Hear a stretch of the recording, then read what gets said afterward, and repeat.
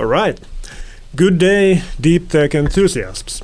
It's time for the second episode of DeepTech Leads Oulu podcast, and we are indeed very excited to carry on with this initiative. My name is Jussi Leponiemi, and I work for the Business Oulu as a key account director of ICT. And we are with our team at the top of the world, indeed referring to very northern location of Oulu in Finland, but also bearing in mind that indeed there are many very fascinating developer high-tech and deep-tech companies located in here in Oulu, based here, and we want to expose their talent and their offerings to the whole world. So this is how it rolls, and again there are some 15 to 20 minutes of episode, and we are now today focusing on the company called Q4us, and I'm very delighted to have Mr. Sandun Dasanayake, CEO and co-founder of Q4us, together with me today. Hello. Hello, thank you for invitation. Very happy, very honored to have you. How are you? Oh, doing good. Has been quite busy lately, but like life goes on, and everything is fine. I've been actually following your traveling, and everything goes and comes via LinkedIn, and I see that you are indeed traveling a lot. Yeah. So, for example, a couple of weeks ago, I was in Indianapolis. Wow. So there are some of our key clients are based on Midwest part of US. Mm-hmm. So we had a BCMC exhibition, which was a prime conference for building component manufacturers in US. So that's where we make quite a bit of inroads and have multiple clients, and we had a great time there. And also we had been receiving tons of feedbacks. Wow. And very good ones, and I'm very happy about the trip. And also I have been traveling for different conferences and events and meeting clients lately, and everything is good news. I mean, we have a happy bunch of clients. Well, that's sounds like life of developing and evolving active high-tech company CEO, doesn't it? It is. I mean, it is sometimes feel hectic, but then again, it's a privilege to work with such a amazing minds and amazing set of clients. So I have to ask you. I mean, you were in Minneapolis. So where are we now at the jet lag situation? I totally got over it. Couple of days I have been sleeping in regular intervals and small naps and things, but I think after 3-4 days being there, done that. It's really annoying, but that's a pain of attending 7 days of exhibition and then you're back, because there is no time to get used to their situation, and when you come back there is no time to get used to current situation, so you are in a bit of a tricky place. Just taking the microphone statuses, and they are fine. So let's continue. Okay, let's get down to the business actually. So Q4us, eyes on Q4us now. Could you just start by introducing the company and basically the core essence of your business? Yeah. So let's start with the name. Q4us is quality for us.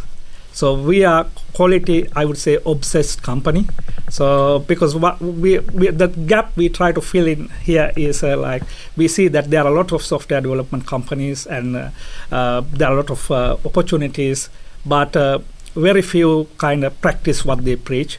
So we want to be a company focused on quality that practice what we preach. So that's why we have the quality in our slogan. And for us means like us is all the stakeholders. We believe that it's not just the software development. I mean, software development is a small part of the game, but the solution overall, understanding the requirements and talking to the clients and figuring out, do the proper design, and then keep the communication open, and it's a huge task. So I would say we are quality focused solution provider that use software as a tool to help our customers. So and we are basically technology independent company, but we don't claim that we can do everything in the book. But what we do is we focus on understanding the domains and work closely with the clients, and then selecting the most suitable technology for the given problem, and then implement the solution utilizing this technology. So that's our methodology. We focus on the process more than the technology itself. All right. That's very exciting. I mean, that's a bold statement, I have to say, that quality-related stuff, because if you visit any software development company, for example, they would appraise their quality standards and everything, but you put it on your name already, so that stands for something, obviously. What is the background of this company? I mean, why it was initiated? Yeah, so actually we have two sort of origin stories. So in one side, we were part of a software team in a company called Trustmatic.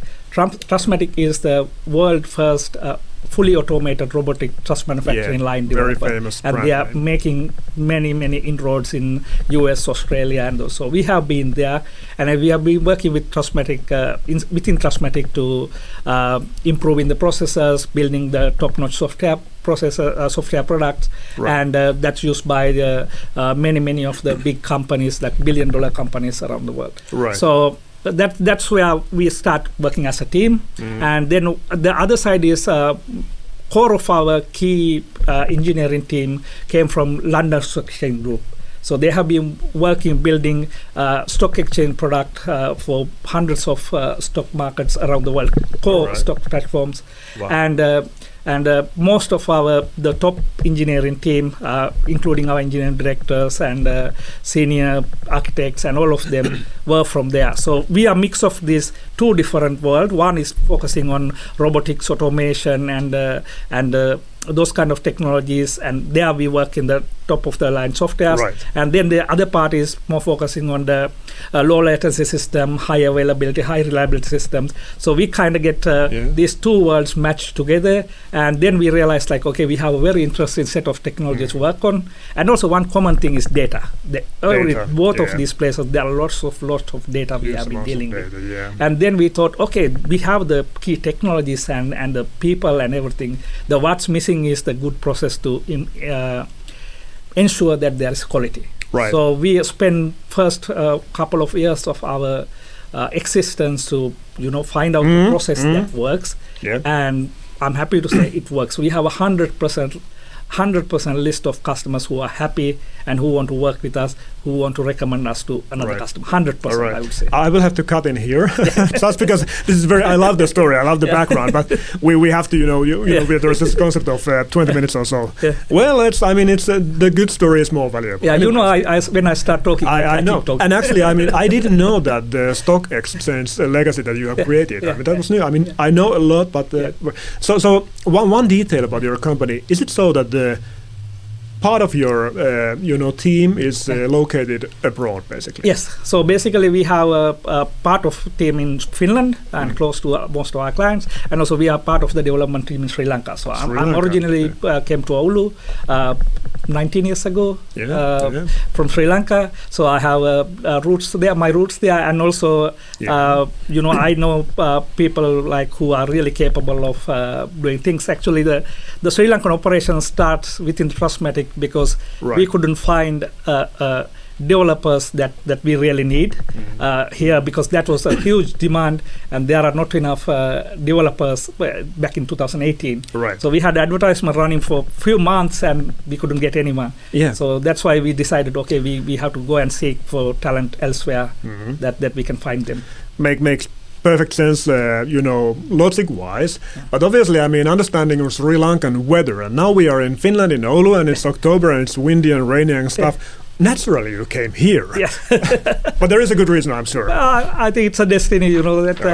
All right. Let's not go deeper into that area, but rather the technology and innovation that you have, actually. So I did some basic work, and as you can see, the webpage of Q4Us, it's visible in the video feed. So you are actually stating a lot of things in your offering. So you are stating that full stack web development is at the heart of what you do, basically.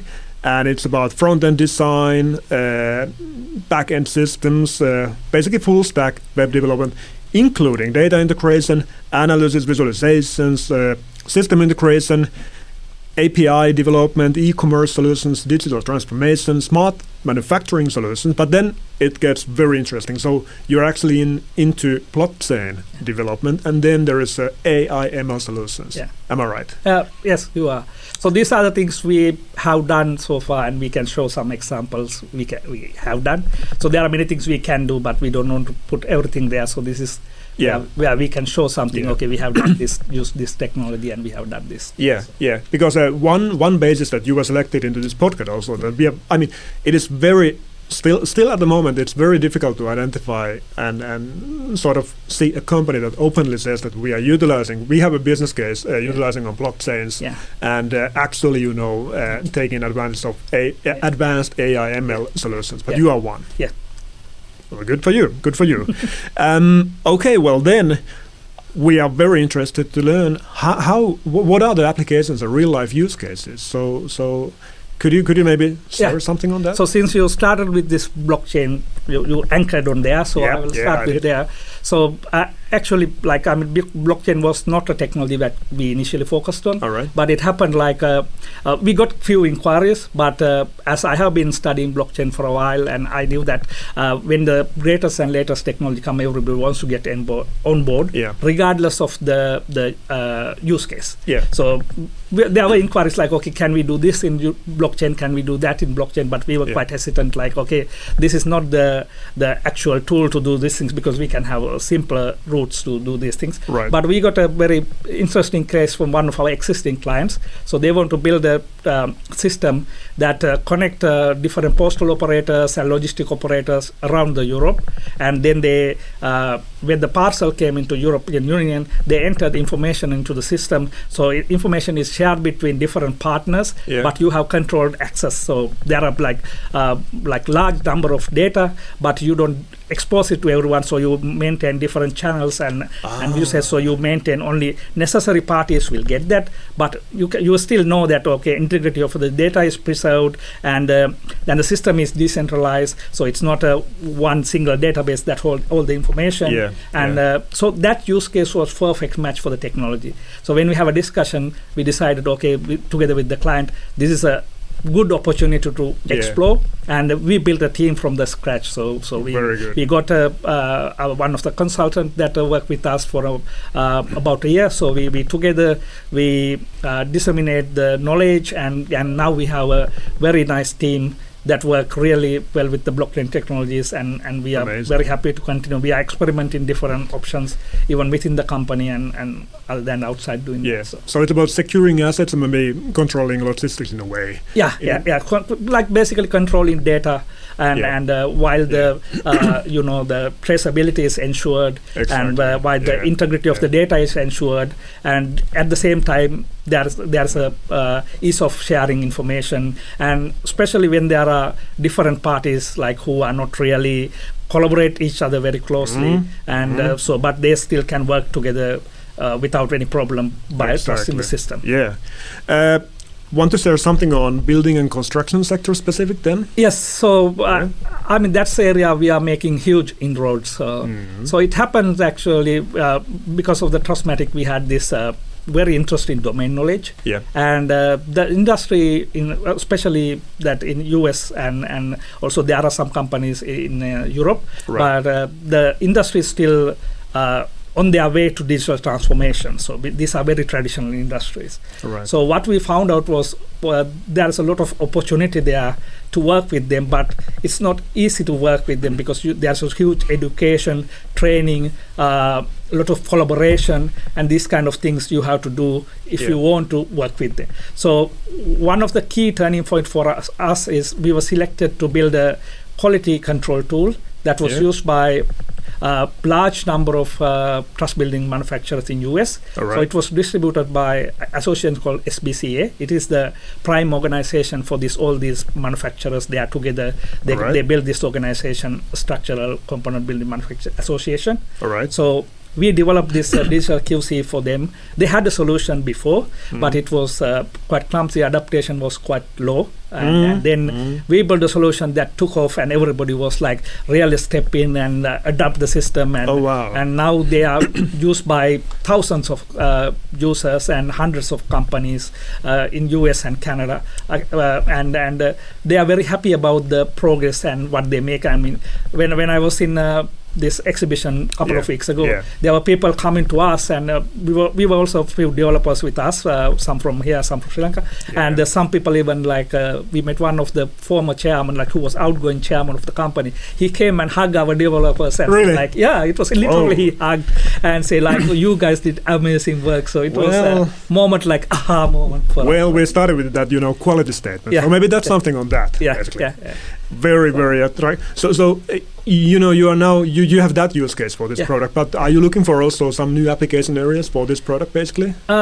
Basically, now this the SBC itself, they are exploring different ways. For example, this is only for truss manufacturing. So now they are exploring how to do this wall frame and this kind of like, because that you can do different type of frames in the domain. So you have to apply this, and also they plan to expand it to different areas and different because there are multiple file types and different manufacturers involved. So they are very much looking forward to, and I was there in the board meeting of the SBCA last week as the visitor, and they have also a very concrete plan to expand this.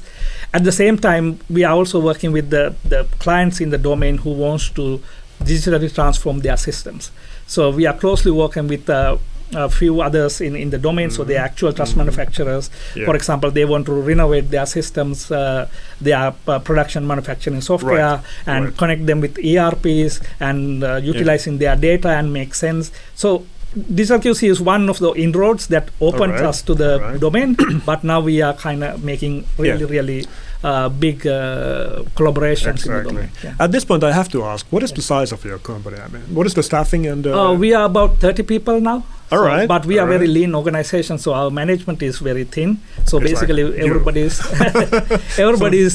working. So we have a couple of I think we have three people like right in the really management. Even in my case, I'm even though I'm CEO of the company, I'm also the case. I'm also developing. That's how it goes. The customer meeting. I got it because I believe that it's really important understand your customer and keeps your hand dirty. Then you see whether this is going to be successful. Or not.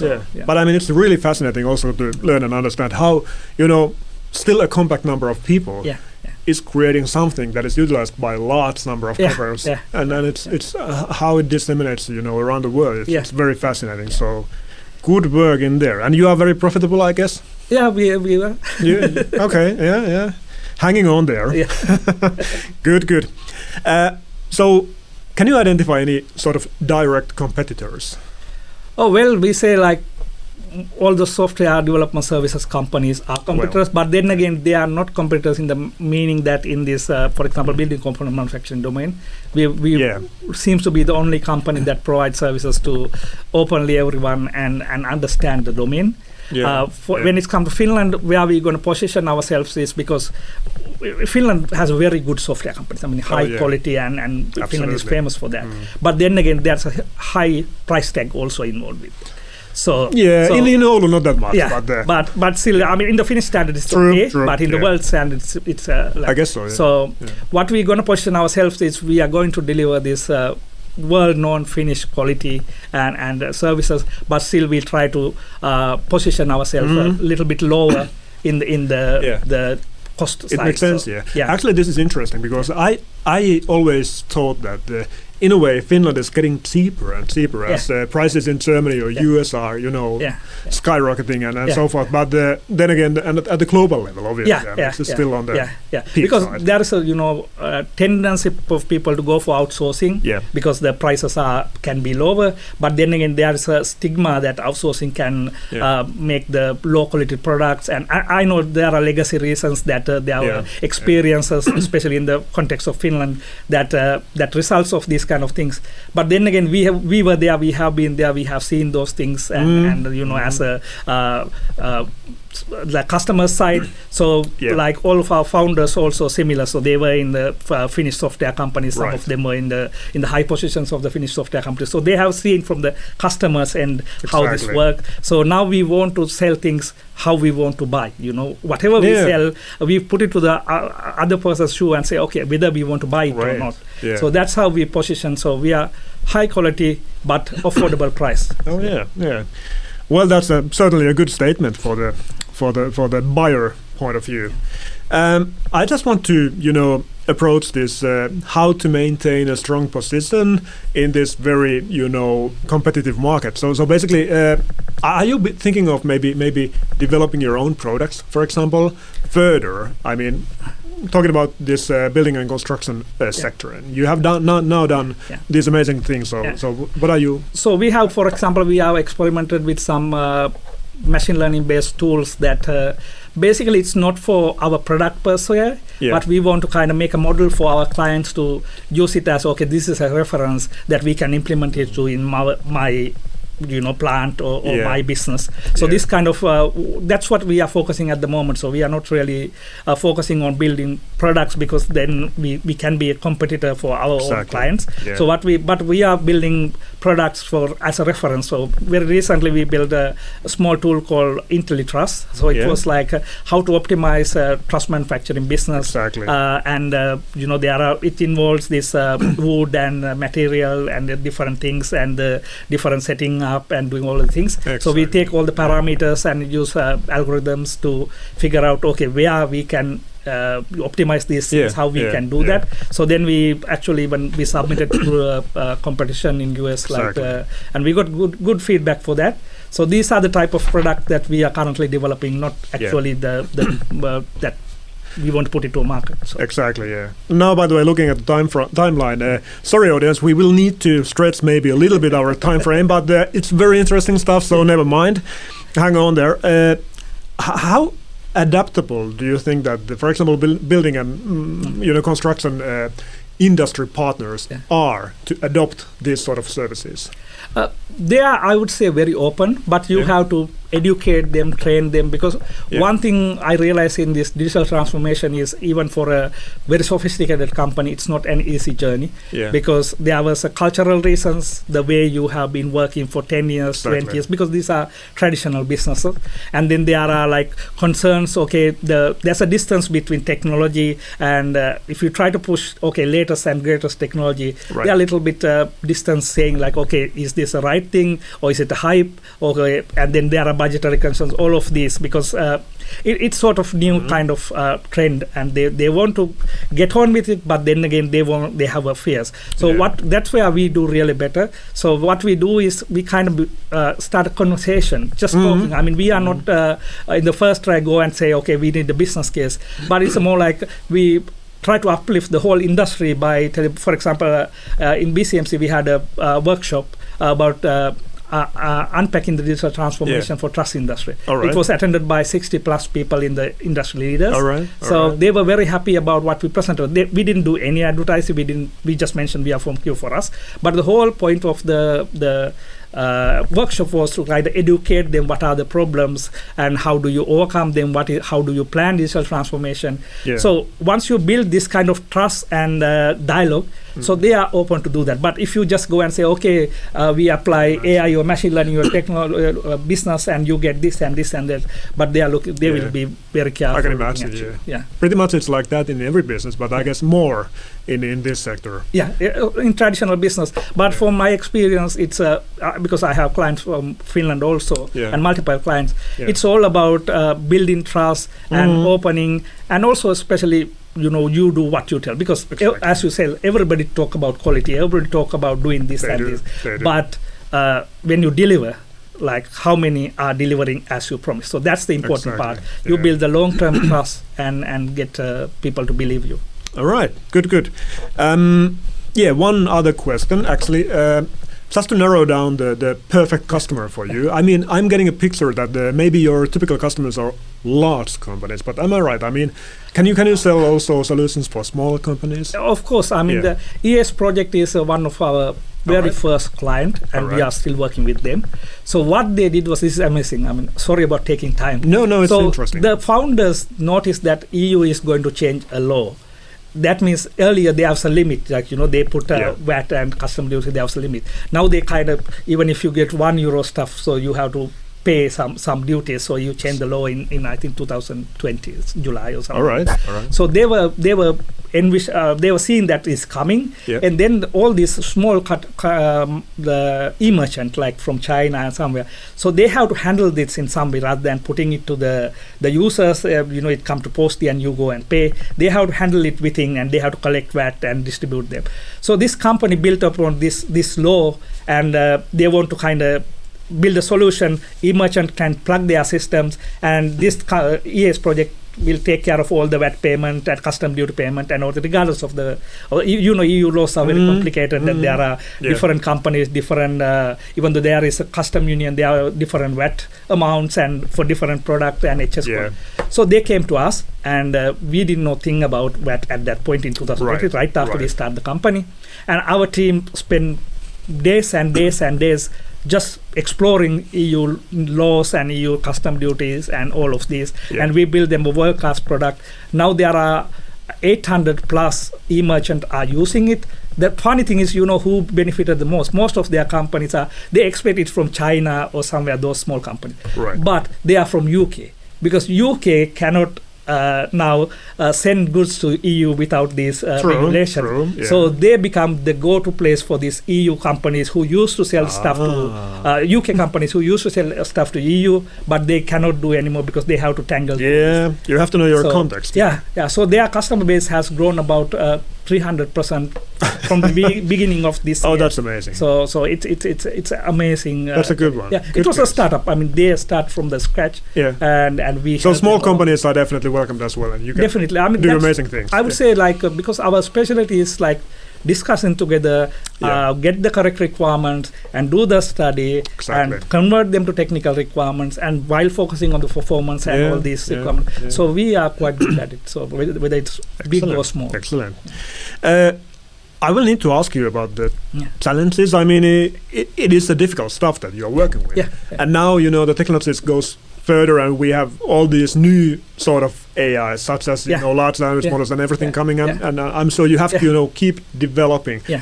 What are the challenges that you have encountered when developing these products? For example, as I said, when we start blockchain development, we didn't know a thing about that. And of course we have the very capable people, but then again you cannot learn all the technologies. So what we do is normally we start small projects, internal projects. For example, currently we have a trainee from Switzerland is visiting our Sri Lankan team. So they are building a solution to using machine learning to see this merge request. So when you do a software change, you put a merge request. In our company, all the software changes has to reviewed by someone else. So everything. That's part of the quality also. That's part of the quality program. So now we see it's like, okay, you can put these machine learning algorithms and see to get a feedback. Already rather than browsing through the code, you can already get a feedback at the beginning. Okay, this code is in this level and this, so you have some supplement. So that's why I like this kind of things. And then we can of course put it to outside when it's come to the client requirement. We are already equipped with how it works, what are the problems, and all of these. So it helps us to improve our process. At the same time, we learn new technologies. So if you see our kind of way of working, this open source mentality is one of the things we highlighted. So that means that we are working, even though we are a company, we try to also spend time on learning, because that's what we believe. Without learning, you're gonna stuck in one place. It is eventually like that. Yeah, exactly. Perfect. All right. Well, let's go to the future vision, actually. So, what I mean, in a nutshell, what is the future for us?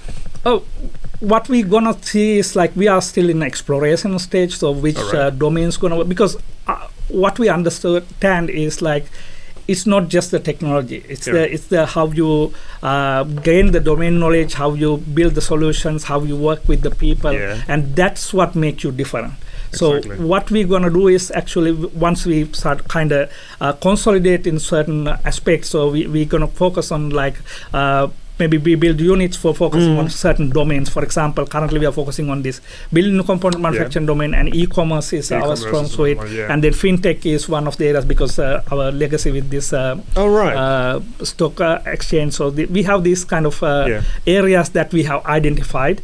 So of course there are some they are not very cleanly divided because there can be overlapping. But what we plan is to focusing on certain domains and be expert in there, work with people, gain the domain knowledge, and then we deliver quality solutions for that rather than being all over the place.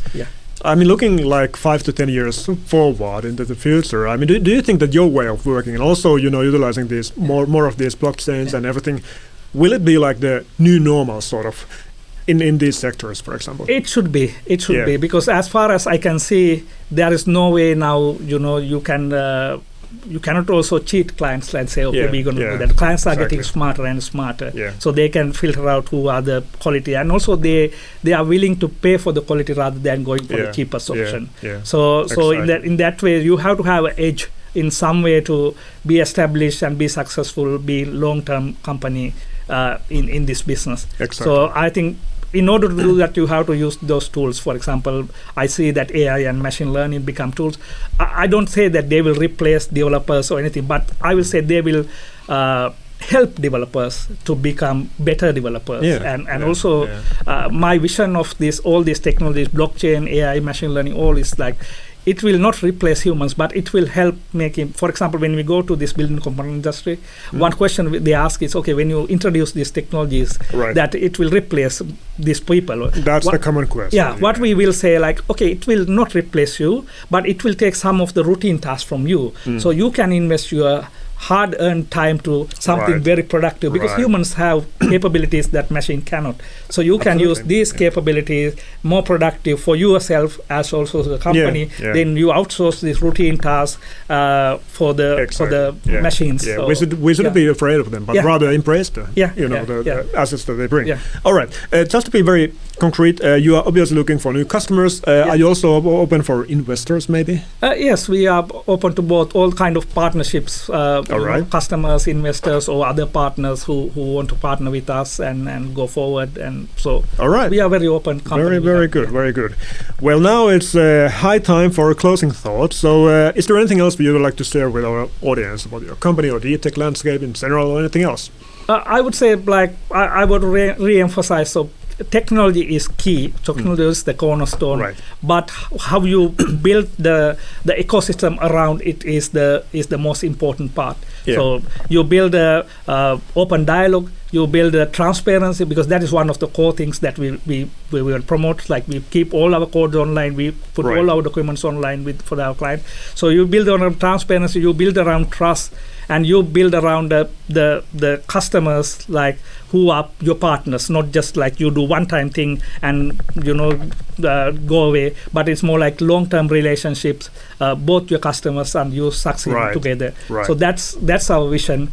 That's I think for anybody's vision for the technology landscape. So you work together and uplifting the industry or a society as together, rather than trying to exploit it as a single entity. That's actually very, very strong message, and I like it a lot. I mean, having this bird eye view on that takes account the whole society level as well. All right, and now lastly, how can listeners get in touch with your company to learn more and maybe to partner up? So we have this your website in the video feed available right now, displayed right now. So it's q4us.dev. So DE is a developer. So we kind of want to center on that.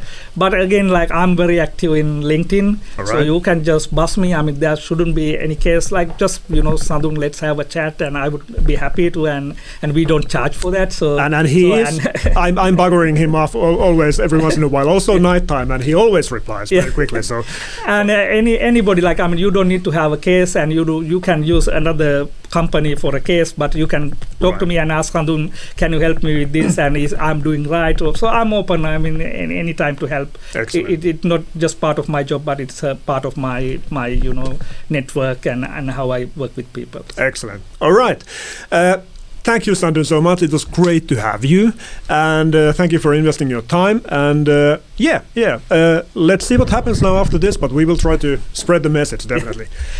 All the good for Q for us, and have a good day. Thank you. So thank you for the opportunity. I'm very happy to be there, and I'm very grateful for Oulu ICT team and all Business Oulu for this good work you are doing with building these ecosystems in Oulu and all the good work. I have been participated many events and activities, so you are doing real good job. Thanks for that, and thanks for inviting me. Have a good evening. Great to hear you. Good. All right. Bye-bye. Bye-bye.